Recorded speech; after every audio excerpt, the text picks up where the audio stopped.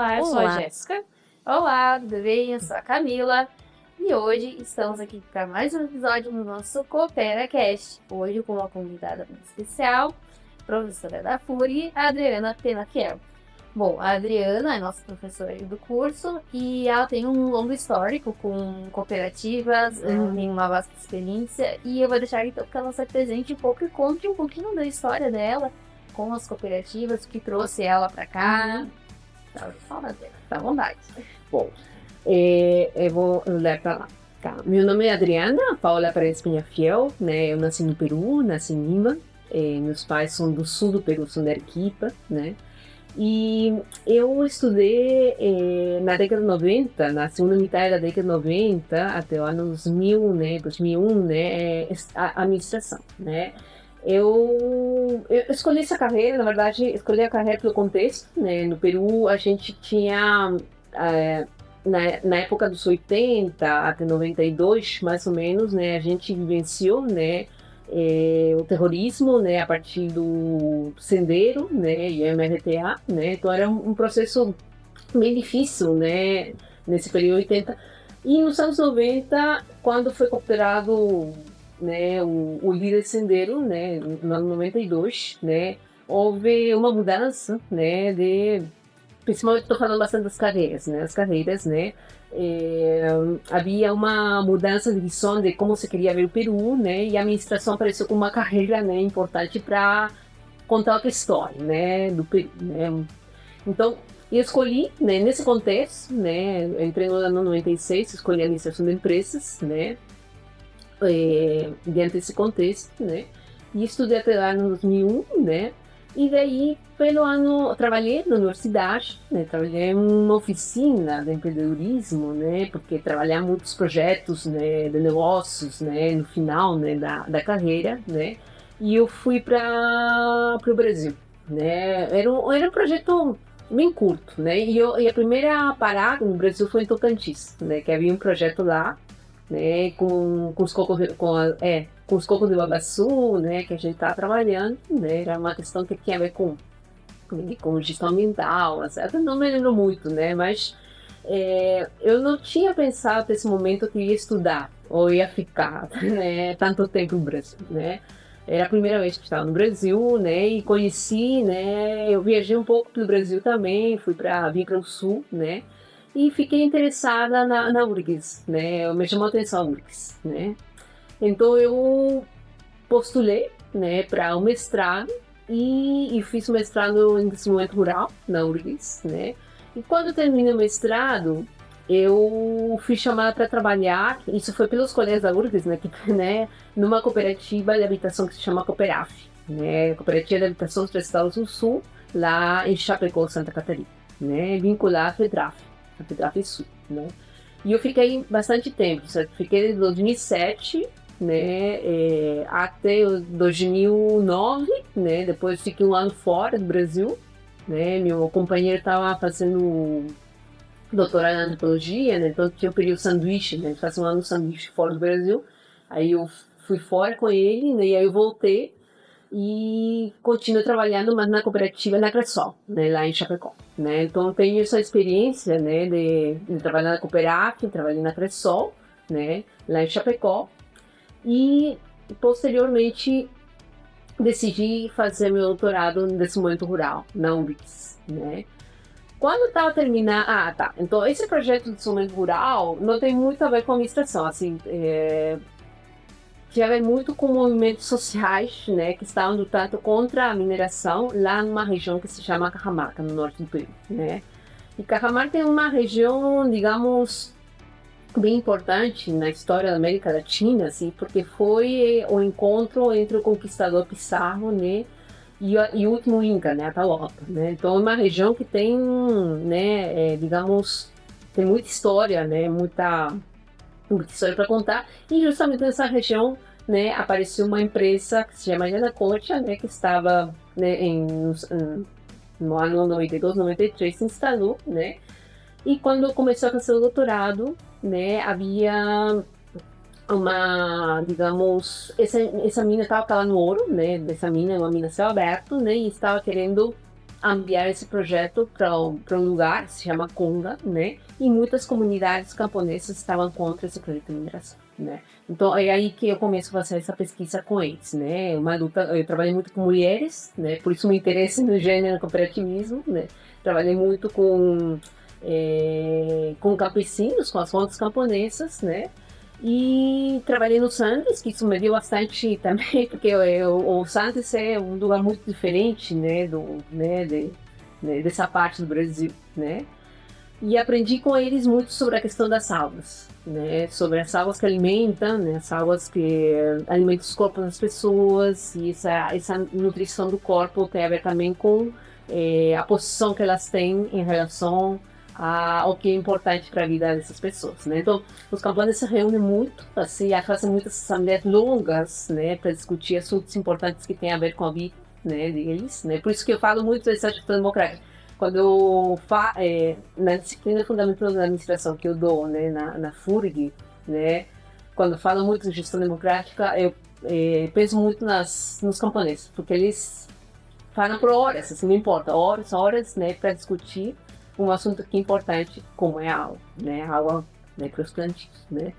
Então, quando terminei o doutorado, quando eu defendi antes de defender a tese, eu fiz concurso aqui na FURG, no Campus São Lourenço, para gestão de cooperativas, né, e junto com a professora Lianda, a professora Márcia, né, éramos na mesma época, né, entramos juntas, né, e passamos, né, e tivemos esse desafio de desenhar o curso, né, com as coisas que a gente também tinha vivenciado, né, como estudantes de doutorado, né, algumas professoras da Márcia, Lianda, elas tinham uma experiência de serem professoras, eu não tinha, né, então foi bem interessante, né, todas aprendemos juntos sobre isso, né. E eu estou lá no 2016, né, estou aqui no curso, né, aqui em São Lourenço, né, e a partir de 2023 estou fazendo doutorado em antropologia social, né, estou trabalhando com outras temáticas, né, com mitos, mas tem a ver com camponeses, né, com a história de Cajamarca, né? Então tudo isso me permite, né, toda essa bagagem me permite agora, né, dar aula, né, para vocês sobre o cooperativismo e principalmente os fundamentos, né. É isso. Uhum. Foi um dos nossos critérios para escolher, né, o nosso podcast, quando se falou na cooperativa de direito, cooperativismo. A gente pensou, não, a Adriana tem muita bagagem, muito conhecimento para falar sobre isso. Uhum. E com certeza aqui no podcast a gente tá aprendendo um pouquinho mais com essa área. Que bom. E nós aprendemos com vocês, né? Porque cada vez que vocês perguntam, me fazem pensar, assim, eu não tem nada assim, não tenho roteiro na cabeça. Assim, a gente lê, né? Mas quando vocês perguntam, a gente, né, repensa e busca as coisas, né? Por isso que quando a gente dá aula, a gente termina aprendendo mais, né? Isso é bem interessante. Eu acho que aí tem uma relação digamos, de produção de conhecimento assim, conjunta, né? Na sala de aula. Hoje a gente vai falar um pouquinho sobre a cooperativa de Baixo Deio, né? A gente sabe que ela foi fundada ali no ano de 1884, né? A gente gostaria que a senhora pudesse nos falar um pouco, de acordo com o seu conhecimento, sobre a importância dessa cooperativa, o país que se deu o marco inicial do cooperativismo, como é que foi? Tá. Então, eu sou professora de uma disciplina que se chama Fundamentos do Cooperativismo, né? Então, é muito importante, né, conhecer um pouco da cooperativa de Rochdale, né? Uma referência na história, né, na história do cooperativismo, né, mas eu queria explicar o porquê. Por que se torna uma referência? Porque se tu vai para os documentos, né, sobre o cooperativismo, inclusive aparece, né, de que existiam outras cooperativas muito antes que o Rochdale, né. Então, por que seria a Rochdale, essa cooperativa, a referência para os estudos sobre o cooperativismo? Porque a gente tem que saber, né, sobre ela, né? Então tem várias coisas que a gente pode discutir, né? Mas eu queria pontuar duas coisas, né? Uma que a cooperativa Rochdale, ela é uma referência como uma organização cooperativa moderna, tá? Porque ela foi criada, né, a partir de objetivos, né, de pessoas racionalmente motivadas. O que eu quero dizer com isso? Né? Que um grupo de pessoas se juntaram justamente a pensar, né, tinha um objetivo justamente de ganho para todos, né, ganhar, e todo mundo seja beneficiado a partir de um empreendimento econômico, né, que partia deles, de uma necessidade também, e que ao mesmo tempo também tivesse outro objetivo que seria relacionado ao valor, que seria a questão da igualdade, né? Então, podemos falar de vários empreendimentos que saíram espontaneamente, né, e que ao final não se sustentaram, mas a cooperativa Mogeiro é importante porque ela inclui justamente essa, digamos, a racionalidade de pensar juntos, ter um objetivo comum, né, que seria essa ganhar todos e ter uma distribuição igualitária entre todos os membros da organização, mas ao mesmo tempo cumprir com o fim que seria a igualdade, né? A igualdade no sentido de que todo mundo poderia opinar sobre um projeto comum que seria essa cooperativa de consumo, tá? Então essas são duas coisas, assim, isso diferencia, né, bastante de outros empreendimentos anteriores, né? Por quê? Porque a partir dessa organização, tá, existe uma ordem, ou seja, uma ordem, né, que orienta o comportamento das pessoas a se comportar, ou seja, a se, digamos, se manifestar, para não usar a mesma palavra, né, como donos de uma cooperativa, ou seja, todos somos donos da cooperativa e vamos criar também certas regras para garantir essa ordem dessa cooperativa. Então, qual seria essa ordem? Né, os princípios do cooperativismo, e posteriormente a gente vai ter outros elementos de ordem, que seria o estatuto, o quadro administrativo, né, digamos, outros elementos que, de certa forma, ajudam a que as pessoas, né, se comportem como cooperados. Né? Por isso que é tão marcante, né? Justamente por essa racionalização, o uso da técnica também, para poder controlar um projeto comum, né, de vida e econômico das pessoas, tá? Por isso é uma referência, tá? Paralelamente a isso, gente, que não seria, sabe, porque a gente pensa, não, isso nasce de um dia para outro, não nasce de um dia para outro. Por quê? Porque se a gente vê aqui na prática a questão da cooperativa Rochdale, tá? Também existe uma outra tendência, que é uma tendência intelectual. Tá? E qual seria a tendência intelectual? Que justamente, né, principalmente na Inglaterra, eu não tinha mencionado, né, mas essa cooperativa, né, ela nasce na Inglaterra, tá? Justamente em que não é um país, digamos, ou como poderia colocar, né? Não é se surpreender que fosse na Inglaterra, justamente pelo avanço do capitalismo nesse país, que depois se vai estender a outros países, né, como a França, tá? Então, o que acontece? Nesse processo, nos efeitos, né, do capitalismo, também existe uma tendência intelectual que vão debater, digamos, discutir os efeitos desse capitalismo, tá?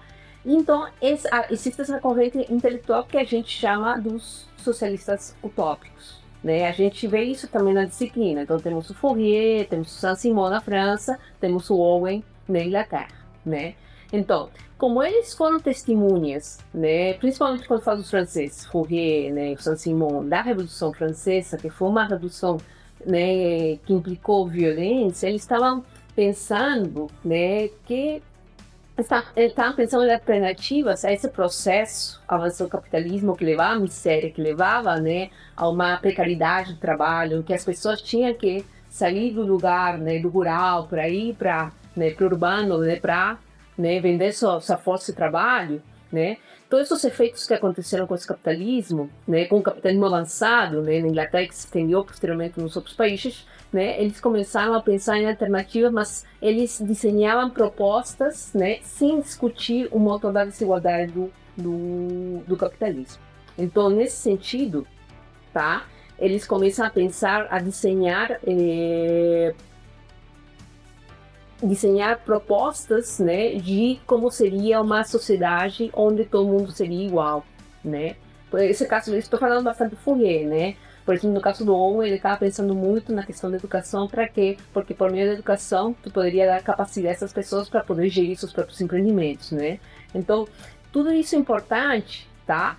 Para poder, digamos, a partir disso, a gente consegue ver essas, digamos, essas contestações, né, ao avanço do capitalismo, que os pioneiros Rochdale vão absorver, né, para poder, né, concretizar a organização cooperativa que seria nessa cooperativa de consumo que eles criam, tá? Então, resumindo, né, temos, digamos, diferenciamos a cooperativa Rochdale de outros empreendimentos, de outras, né, manifestações, né, cooperativas que poderiam ter acontecido antes, né, mas ao mesmo tempo tem uma corrente intelectual que já está contestando justamente os efeitos do cooperativismo na Inglaterra, né, e nos outros países da Europa, tá? Então, ficaria mais ou menos os dois pontos, não sei se respondi.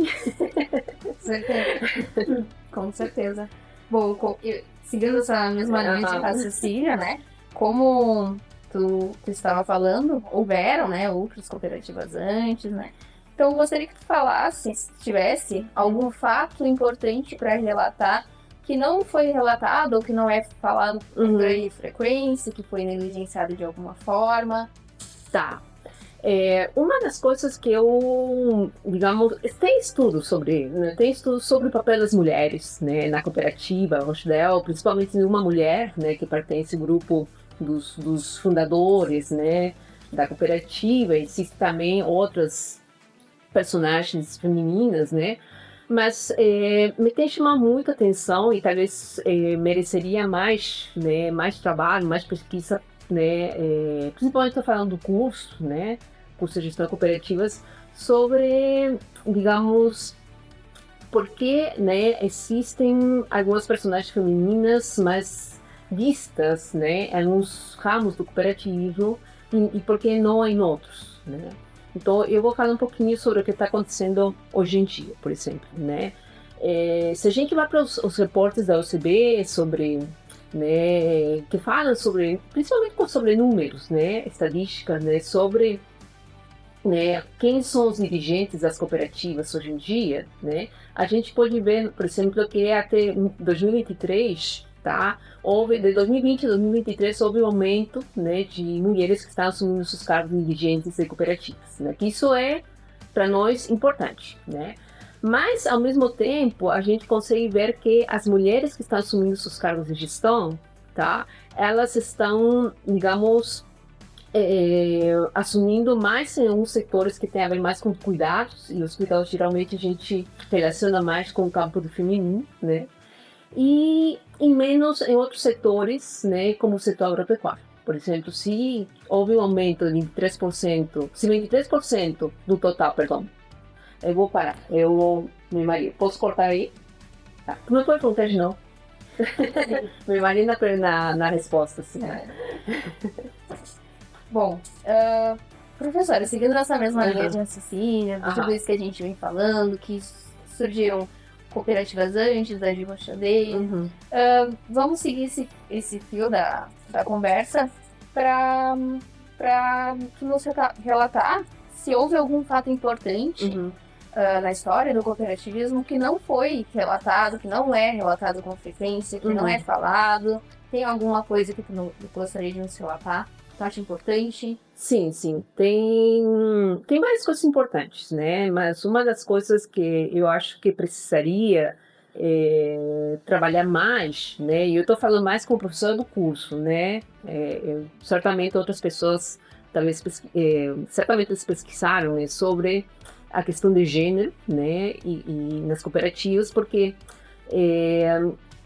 se a gente lê um pouco sobre essa estadística, né, interpreta as estadísticas, né, dos repórteres do CB, né, sobre as dirigentes de cooperativas aqui no Brasil, né, mesmo que tenha subido, né, os cargos, os números de mulheres que estão assumindo os cargos de gestão, né, mesmo que esteja subindo, existe uma diferença entre os setores, né, entre os ramos do cooperativismo, né. Então, por exemplo, a gente vê que no ramo como da saúde, tá, as mulheres estão assumindo um pouco mais cargos de gestão dentro das cooperativas, essa cargos de autoridade que estou falando, né? Mas também em outros setores, como agropecuário, que isso não acontece no mesmo ritmo, né? Então isso tem chamado bastante atenção, né? Por quê? Porque também a gente... a grande pergunta seria por que existe essa diferença, tá? Essa diferença entre alguns ramos, onde as mulheres estão assumindo seus cargos, eu falo mais de assumir conselho, cargos de gestão, né, de um nível hierárquico né? Embora estamos falando que todos somos donos, mas sabemos que existe um quadro administrativo onde, né, se toma umas decisões para o futuro da cooperativa, né, quando os cooperados estão vivendo o presente, né? E aí existe no setor agropecuário, que isso interessa ao município de São Lourenço do Sul, não existe um crescimento tão presente, né, tão chamativo, significante, né? Embora isso tenha mudado nos últimos anos, né? Não estou falando que isso antes, digamos, se comparamos com alguns anos atrás, acho que houve várias conquistas, né?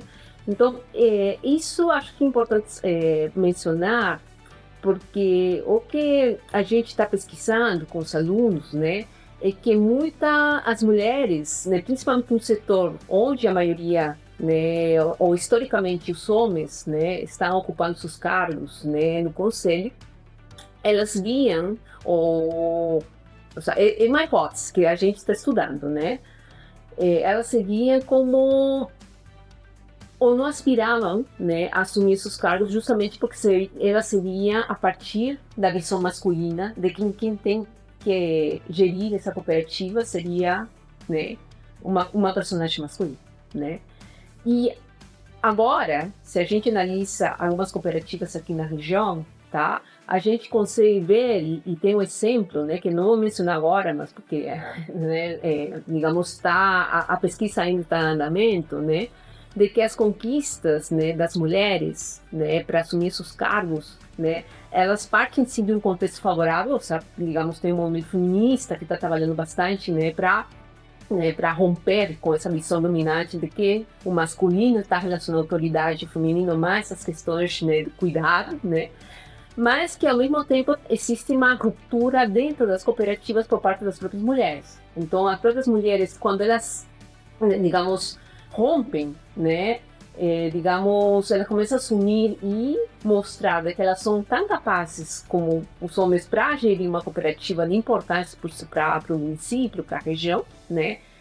Isso abre a possibilidade de que outras mulheres possam também, digamos, aspirar, né, a assumir cargos de autoridade. Então, o que estou dizendo é que existe uma relação entre como a gente se vê, né, como mulheres, né, assumindo seus cargos, né, dentro do conselho das cooperativas, né, e a própria ruptura que estão fazendo as mulheres pioneiras que estão rompendo justamente com essa, digamos, essa visão do movimento, né. E isso está sendo bem interessante agora, e acho que isso, estamos vendo isso agora, estamos estudando isso agora, mas eu ficaria muito feliz, né, de poder entender essa trajetória das mulheres, do movimento das mulheres cooperadas, né, com bastante participação, inclusive entendendo justamente, né, porque, né, nesse momento havia uma mulher. Eu gostaria de conhecer, né, essa mulher, né, que participa, né, como uma das fundadoras, né, da Sociedade Rochdale, né,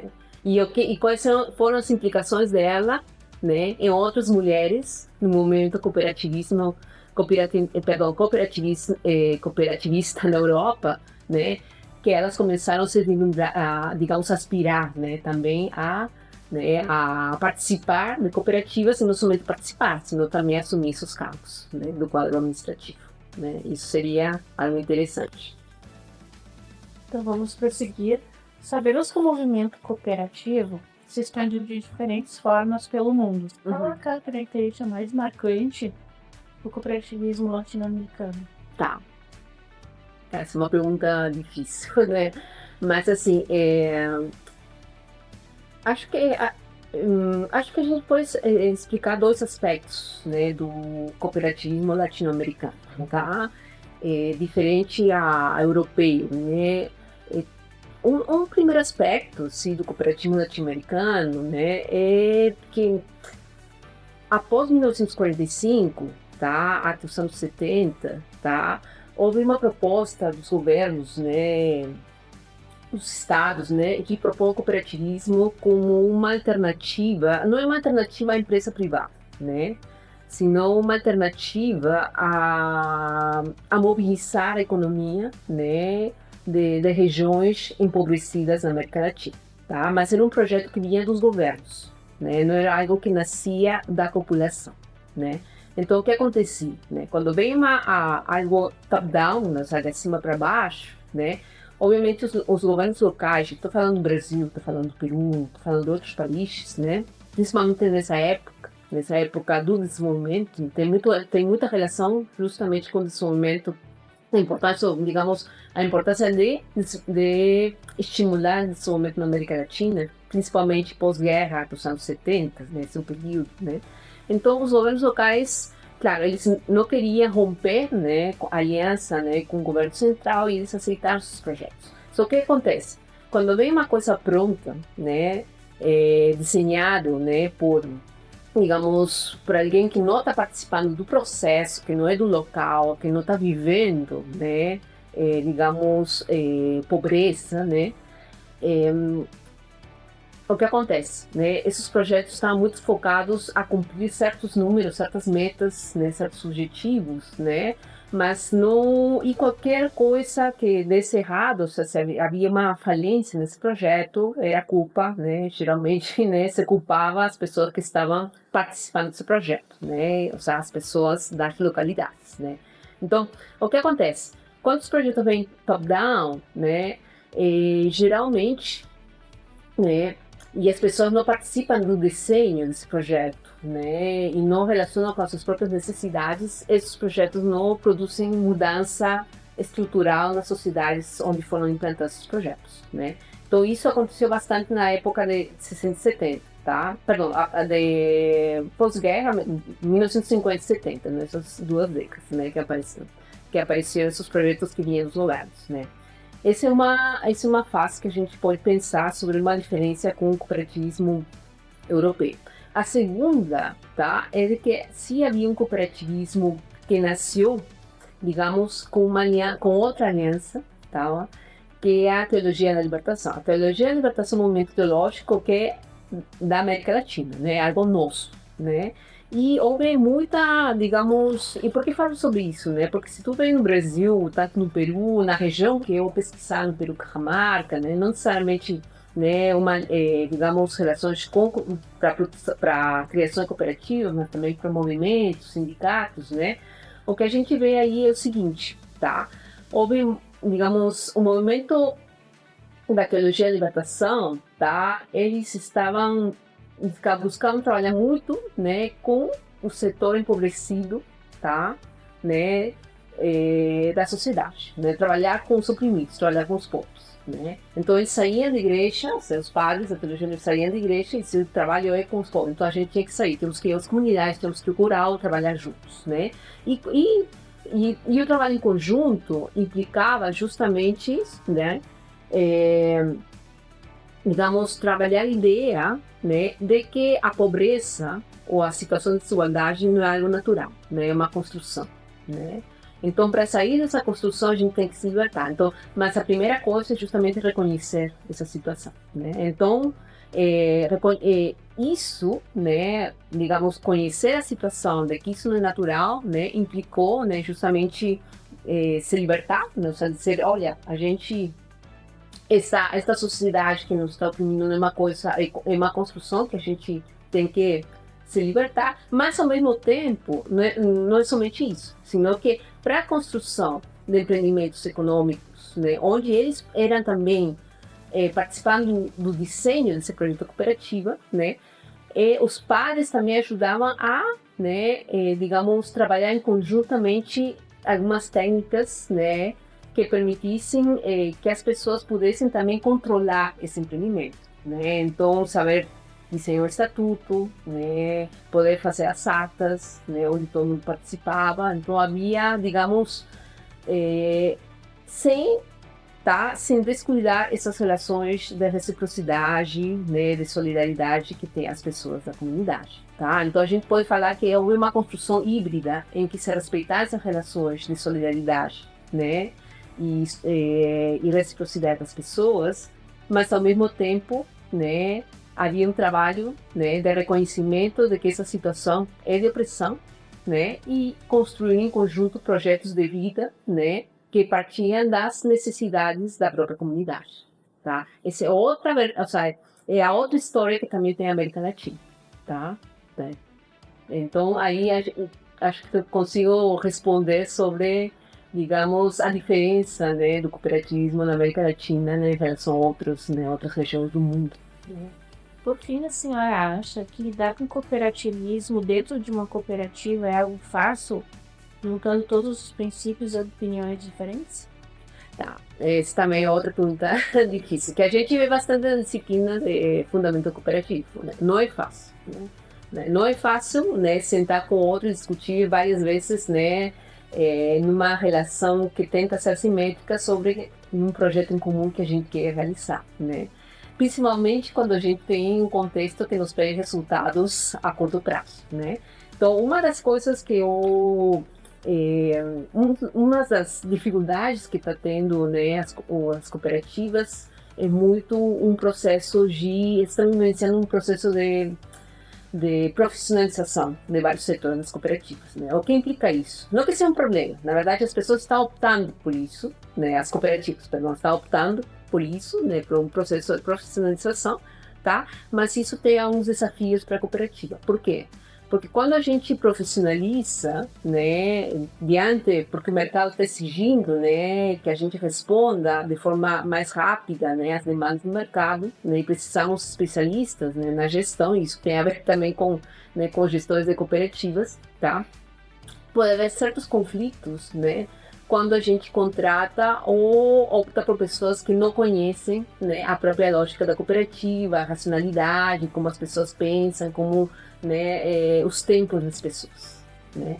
Então, numa cooperativa que quer crescer e precisamos profissionais, né, se tu, né, contrata um profissional que não está interessado em conhecer como pensam as pessoas dentro da cooperativa, é muito provável de que exista um conflito interno muito forte, né? Então isso é uma coisa que a gente discute bastante, né, no curso, porque a gente justamente está formando gestores de cooperativas, né? Então entender essa racionalidade é importante, tá? E um segundo ponto, né, tem vários, na verdade, a gente pode falar de vários, né? É também discutir ou debater, né, o crescimento das cooperativas, né? Por quê? Porque mesmo que elas estão atuando no mercado demandante, né, elas também têm concorrência, né, tem que estar a par, né, das demandas, né, do mercado, existe uma sedução muito grande de crescer, de inovar, de ser mais modernas, mais sofisticadas, né? Isso, e que não estou dizendo que é ruim, de nenhuma forma, né? O que a gente quer discutir aqui é que isso tem um sacrifício, né? E qual seria esse sacrifício? O sacrifício seria que isso impede que as pessoas possam, né, discutir sobre todos os assuntos que são importantes para a cooperativa, né? Por quê? Porque ela vai se especializando cada vez que vai crescendo e que vai contribuir e está precisando de pessoas de fora, né, para administrar melhor os setores mais complexos, né? Então, ao perder essa gestão democrática, que justamente pelo crescimento da cooperativa, né, a gente, de certa forma, não está contemplando, né, todos os saberes, todas as ideias das pessoas. Pode ser que seja mais fácil contratar, porque se a gente toma decisões, né, de acordo com o mercado de uma forma mais rápida, né? Mas a gente, de certa forma, está sacrificando um princípio que para mim é o mais importante, que é justamente a da gestão democrática. Porque a gestão democrática implica, tá, de que as pessoas, em uma situação de igualdade, né, que isso a gente discutiu na primeira pergunta, né, por que é importante a Rochdale? Justamente por esse valor, né, da igualdade. Então, numa relação de igualdade, a gente possa discutir por bastante tempo, né, um projeto comum de vida que a gente tem que viver, né? Então, se essa discussão, né, se a gente dissocia tudo, né, se a gente não tem interesse, não está envolvido no processo de discussão, tá? Aí já estamos falando que o processo não é de igualdade, né? Por quê? Porque tu está praticamente deixando o outro decidir sobre algo que é muito importante para mim, para ti. Por quê? Porque daí depende do sustento, da tua família, né? Mas se eu deixo para outro, tá? Eu já não estou numa relação de igualdade, né? Porque o outro vai dominar, vai impor, né, a sua vontade nessa decisão, tá? E isso pode ter efeitos, né, negativos depois, mas foi justamente porque eu não participei do desenho desse processo e dessa decisão, tá? Então mas isso é difícil, né? Assim, discutir, debater, assim, vocês podem ver como alunos quando criam a semana acadêmica, por exemplo, né? Uma série de discussões, já não gosto, não sei, mas se tu não tá aí, né? Se tu não está discutindo, debatendo, levando, vocês não fazem um projeto comum ao curso, né? Algo que todo mundo que expressa as vontades de todos, mesmo que exista uma negociação. Então, a gestão digamos, o processo de gestão democrática implica justamente que nessa relação, sabe? Eu olhando a Camila, olhando a Jéssica, né, discutindo isso, a gente também possa, inclusive, perceber, né? Por quê? Porque talvez eu tinha uma ideia de que, sabe, não estou gostando da ideia da Camila, mas quando tu me explica, talvez até eu consiga, né, pensar outras coisas e, ao final, fazer um projeto, né, totalmente diferente antes de sentar junto na mesa. Mas, pelo menos, esse projeto, tá, não cancelou as diferenças que a gente tem, né, entre nós. Né? É uma coisa construída a partir das nossas diferenças.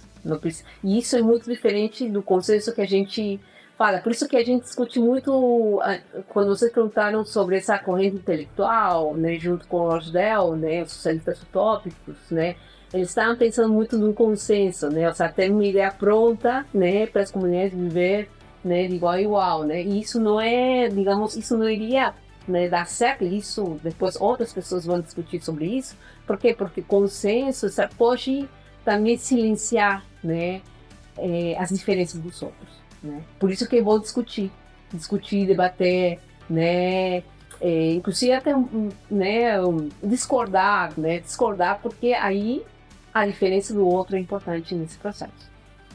E isso não é fácil, né? Porque a gente quer resolver todas as coisas de uma forma muito rápida, né? Que isso que nos exige o mercado, nos exige o dia a dia, né?